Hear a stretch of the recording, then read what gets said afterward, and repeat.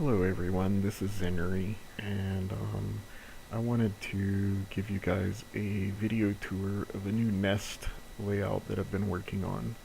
Um, I've been working on it today, so I guess we'll just get started. So this is a video tour, and I'm using a microscope camera to record this.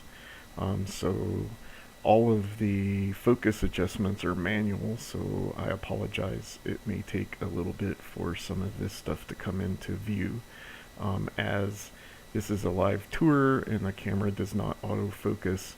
I have to do it manually, and we will be taking a very interesting tour of the nest area that requires me to change the focus based on distance. So to get started, I'm going to back out and give you kind of a little overview of the nest.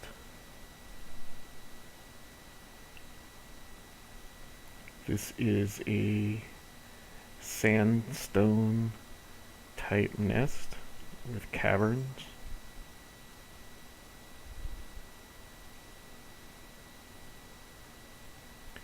And we're just going to take a distance-based 3D rotation of it.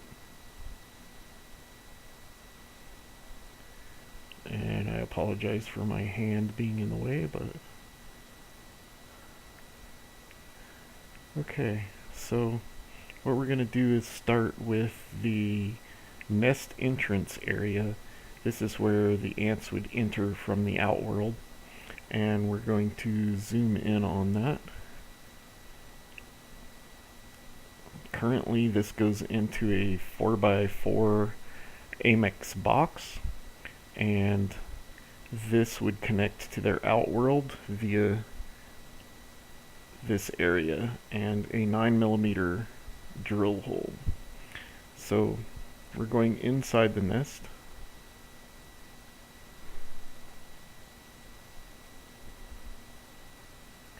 And basically this is a little chamber that the ants would enter into the nest from the outworld, and that is the tunnel to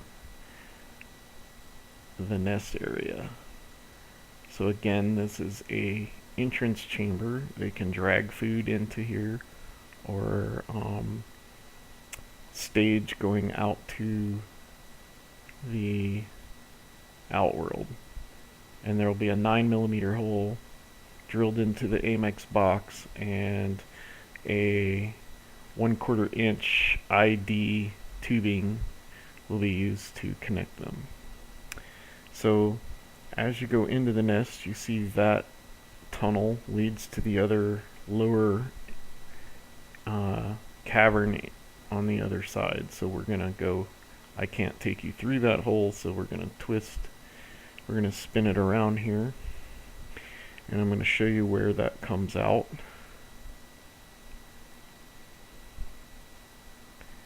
And as you can see, inside the nest there is the entrance into this cavern. So we're going to come around here and pan around.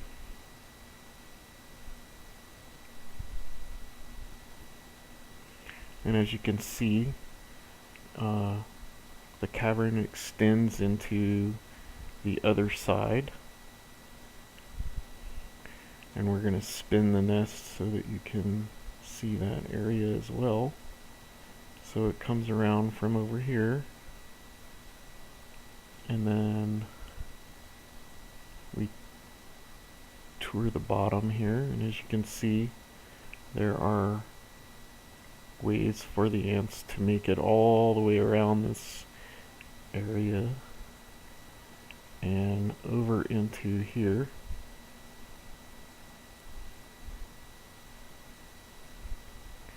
And this is the lower level. Okay, so in order to get to the other level, we go back to this other side right here, and I will show you, if you look at the ceiling, of this, you'll see a hole right there that leads up into the second level. And from the second level, as you can see, there's the hole that leads up into here, this second level. And then we're going to take the clockwise tour around the second level. You'll see it comes around. You can still see the entrance there.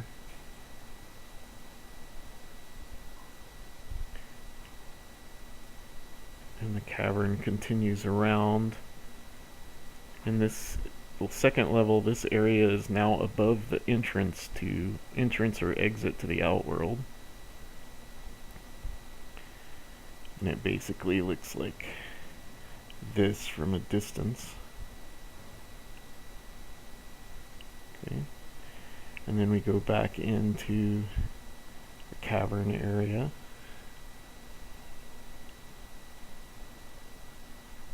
And around to the other side.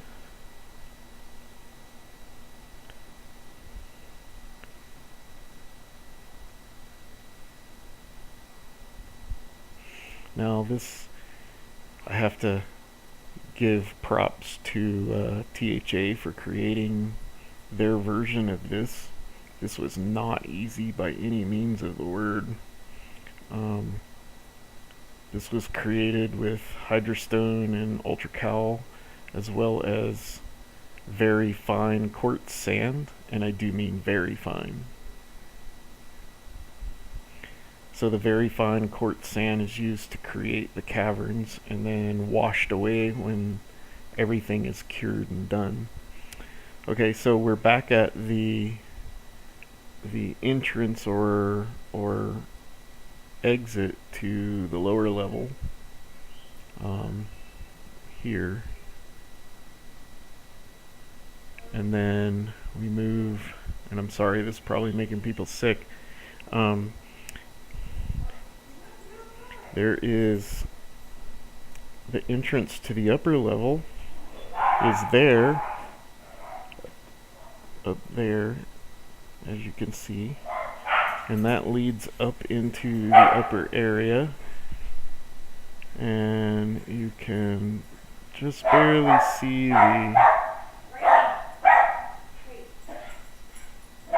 where it comes out into the upper level. And then you take a look at the cavern.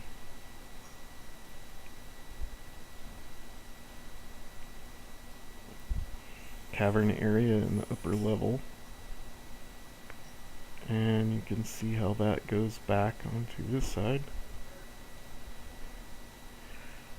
And more of the upper area cavern. And then you can see there's a area behind that doesn't have any visibility to. It's a darker section of the nest. And that darker section goes all the way around, but you can't see all the way around. So, in other words, on the Amac box, all you're going to see is block wall here, but it in fact goes all the way around, so it comes out on the other side over here. And then you can see all the caverns and areas, open area for the ants to hide or cling to upside down.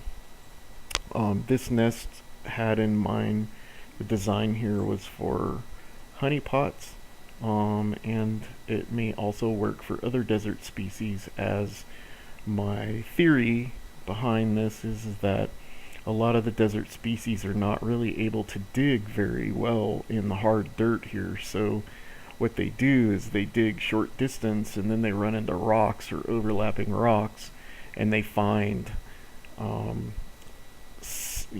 substrate or silica or sand or loose stuff underneath those rocks, and then they excavate the area under those rocks and use that as a nest. So it's not like the traditional tunnels and chambers. It's more like excavated um, areas underneath rocks that are overlapping where they block or help keep it from caving in. So anyway, the other part is hydration is done from the top. These two holes lead down through the center of all of the layers to the bottom, and on the bottom of the nest,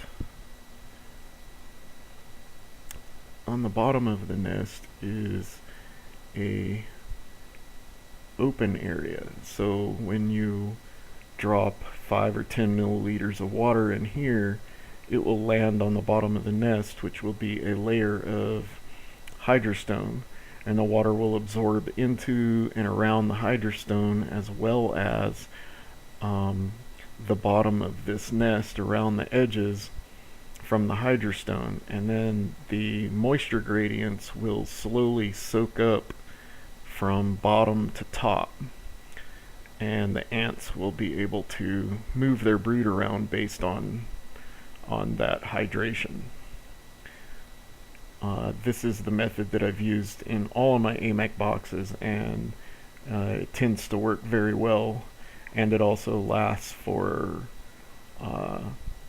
2, 3, or 4 weeks. You can sometimes still see moisture on the Amac box on the lower level where it has had condensation along the opening and on the Amac box itself. And in some cases I've seen the ants actually drinking from that. So this is what it looks like right now outside of the Amac box. I will pick up in a little bit after I have it inside the Amac box and show you what that looks like with the hydration layer. And that's it for now. Alright, thank you guys for watching, and let me know what you think. Okay, so welcome back. I have the nest now installed into the Amac box, and I just wanted to finish up. So this is what it looks like. As you can see on the bottom, there's now a small layer of pure hydrostone. That's where the hydration goes to, absorbs into that layer, and then into the surrounding ultracal hydrostone layers from the bottom up. So I'm going to spin the nest for you so you can get a good view of what it looks like inside the Amac box. And as you can see, as I spin it, you can see all the way through the nest in certain areas where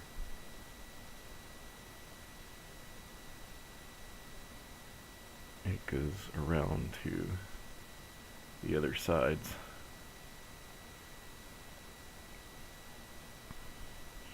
Now this nest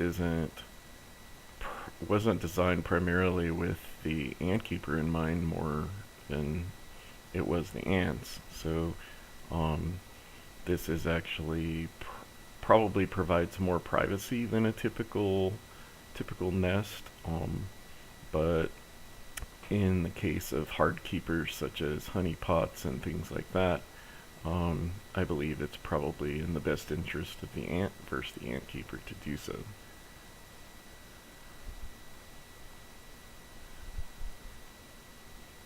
Alright, and that basically ends the video on here. I can show you from the top that that's the top of the Amac box, and the lid just goes on like so, and I'll likely create a I'll show you another Amac box here that for one of my other nests, the lid, and I'll likely create a ventilation hole like this on that lid, so that it can hold the moisture, but it can also slowly evaporate the moisture out of the nest. Alright, so but the same thing will happen here. Alright, let me know what you guys think of this nest, and provide any feedback. This nest can be pulled out.